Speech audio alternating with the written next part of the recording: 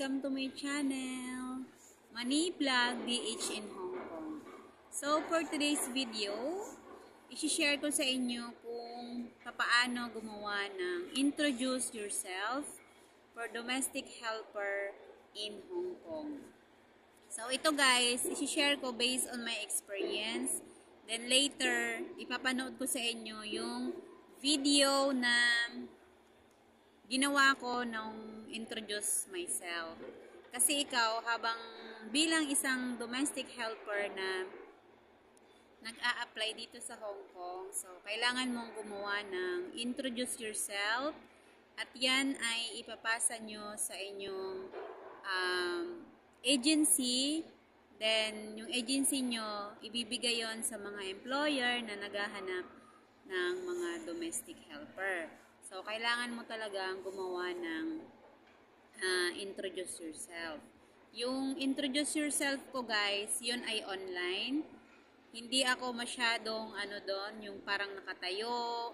Nakaupo lang ako doon guys, then medyo malumbay yung aking introduce yourself. Kasi syempre, first time ko.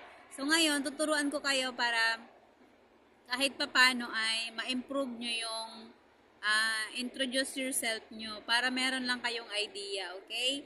Lalong-lalo na sa mga first timer na kagaya ko na nagpaplanong pumunta dito sa Hong Kong at mag-apply bilang isang domestic helper. Okay, so simulan na natin. Siyempre, sa introduce yourself, ang unang sasabihin mo ay yung pangalan mo. Sample, my name is Manilyn Vasquez. Then, isusunod nyo yung inyong edad. Sample ako, I'm 32 years old. Noong nag-apply ako, pero ngayon guys, 33 na ako. So, sabihin natin, I'm 33 years old.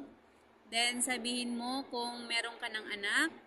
I have 3 children, 2 girls and 1 boy. Ganon. Then, isusunod mo, yung status mo, I am married. Oh, married na ako, guys. So, I'm not single. Married na tayo. Then, yung address mo, dyan sa Pilipinas. Sample, I live in Santo Tomas, Batangas. Ganyan. Then, my husband, anong trabaho ng asawa mo? Sample ako, my husband is a liaison officer. So, ganon. Trabaho ng husband mo, then family members mo na, isunod mo. My father is a farmer, my mother is a housewife, ganon. Then I have 10 siblings, 7 girls and 4 boys. About na sa iyong mga kapatid, magulang, ganon ang paggagawa ng introduce yourself. Then, sample, next mo ay yung kung graduated ka. I am graduated as a computer technician in Miriam College. So, ilagay mo na yung mga achievement, mga credentials.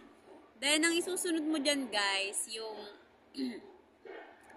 sample, may experience ka sa Pilipinas. I have experience as a nanny for a 3 years old boy in the Philippines for almost 2 years or 3 years. And my salary is sample 6,000 pesos. And ganon. Yung experience mo dyan sa Pilipinas, then ang isusunod mo is magpa-promise ka na. Or next mo ay ka muna pala, I can do parang ganon, I can do household chore like cleaning, washing, laundry, ano pa ba yung mga ginagawa natin? Basta yung mga ginagawa natin sa loob ng bahay. Marketing. So, kasi dito guys, kailangan mong mag-marketing syempre. Then, ano pa yung mga pwede nating ilagay na kaya nyong gawin? I can do car washing, ganon. I can do wala na ako maisip guys. Basta lahat ng gawaing bahay na kaya nyong gawin, ilagay nyo sa introduce yourself nyo, okay? Then, syempre, if you hired me, madam, I can do my best. Parang ganun. Maglalas ka na. If you hired me, I can do my best. I am a honest person. Ano pa ba yung mga ano nyo? Nakapag hinired ka, ano bang kaya mong gawin? I can do my work properly, mga ganyan. So, ikaw na bahala magpaganda ng introduce yourself mo. So, ginaguide ko lang kayo kung ano yung pwede nyong ilagay sa introduce yourself. Parang ano lang yan guys, yung nandoon sa iyong resume, parang ikikwento mo na lang sa kanila. Ganun lang naman yun eh. Kung ano yung nasa resume mo na information, so yun din yung gagawin mo dun sa introduce yourself mo. Okay? So, yun lang. Ganun lang yung paggagawa ng introduce yourself. Then, marami din namang mga sample video pa sa YouTube channel. Kasi ako guys, bago ako gumawa ng introduce yourself, nanood din ako ng mga YouTube channel kung paano. Kasi syempre, first timer, wala akong idea. Then, the agency said, please make introduce yourself and send to us. Kaya yun, nood-nood muna din ako. So, hindi na ako formal guys. Hindi na ako tumayo. Kung ano pa man. So, nakaupo lang ako. Parang kinikwento ko lang yung sarili ko. Kaya ito yun guys. Panoorin nyo yung aking ginawang introduce yourself. Okay? Please watch this. Hello, ma'am and sir. My name is Manilyn Vasquez. I'm 32 years old. I'm married. I have 3 children. My eldest daughter is 7 years old. My son is 4 years old. My youngest daughter is 2.5 years old.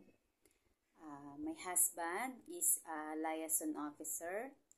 My father is a farmer. My mother is a housewife. I have 10 siblings, 6 girls and 4 boys.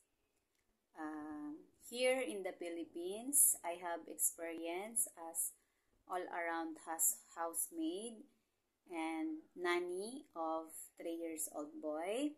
And also, I managed to do household chore like cooking, ironing, cleaning, laundry, gardening, and car washing. Mom and sir, if you hire me as your domestic servant, you can expect from me I'm a hardworking, I'm honest, patient, trustworthy, and I promise to follow your household rules, and also I will promise that I will finish my 2 years contract, and I will promise to taking care of your children like my own children and love them. Thank you so much and God bless. So, ayan na guys.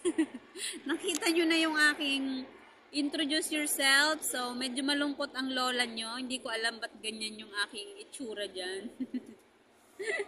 Stress pa kasi wala pang pera. Kaya medyo malungkot pa sa introduce yourself. Pero na-hired naman ako guys. Kahit papano. Naka-2 salang ng interview bago ako na-hired. So, doon sa first interview ko, naiyak kasi ako eh. Dapat pala, bawal umiyak kasi ayaw nila nang iyakin dito sa Hong Kong. Naiyak ako nung tinanong niya na bakit mo gustong mag-apply dito sa Hong Kong? Siyempre, yung sinagot ko kasi doon gawa nung kahirapan. Kaya, gusto ko mag-apply dito sa Hong Kong bilang domestic helper. Buti na lang, hindi ako na-hired ni Madam. Si Madam ay may 2 anak, then yung anak niya ay 3 at 5. Then sabi ng agency ko, yung kinuha ni Madam, terminate na daw ni Madam. Buti na lang hindi ako napunta doon guys. Then, naswertihan ko dito sa padalawang interview ko, yung nag-interview sa akin, mag-asawa lang. Then, buntis si ma'am. So, ako na yung kinuha nila. Tinanong nang nila kung meron akong experience sa baby. So, ganun lang. Kung ano yung... Kasi pag once in-interview ka, guys, kung ano yung dun mo sa introduce yourself mo, syempre, yun din yung sasabihin mo sa face-to-face interview mo. Kasi once in-interview ka ng employer mo, online kasi kami, WhatsApp kami. So, sabi nila, you can introduce yourself. Kung ano yung ginawa ko doon sa introduce yourself video ko na pinasa, ganun din dito sa face-to-face interview namin. So, ganun sila mag-interview dito. Kailangan mo galingan, kailangan confidence ka para ma-hire ka kaagad. Okay? So, marami pa rin namang mababait na employer dito sa Hong Kong kahit pa paano. So, ako nga guys, magna 9 months na ako dito sa Hong Kong. So, ganun pa rin naman yung employer ko. Mabait pa rin naman sila sa akin at mas lalo silang nagiging mapagbigay. Okay? So, ayan, nakita nyo na yung aking introduce yourself na medyo malumanay. So, kayo nang bahala gumawa ng introduce yourself nyo. Kung paano nyo pagagandahin. So, binigyan ko lang kayo ng step by step kung ano yung uumpisahan mo at ano yung dulo ng magiging video mo. Okay? At siguradong ma-hire ka guys. So, galingan mo lang, confidence lang sa sarili para ma-hire ni ma'am at ni sir. Okay? So, sana may nakuha kayong idea kung paano gumawa ng introduce yourself para sa mga domestic helper na pupunta dito sa Hong Kong. Okay? Thank you so much for watching. Please subscribe and like my YouTube channel para lagi kayong updated sa mga video na i-upload ko. Okay? Bye-bye!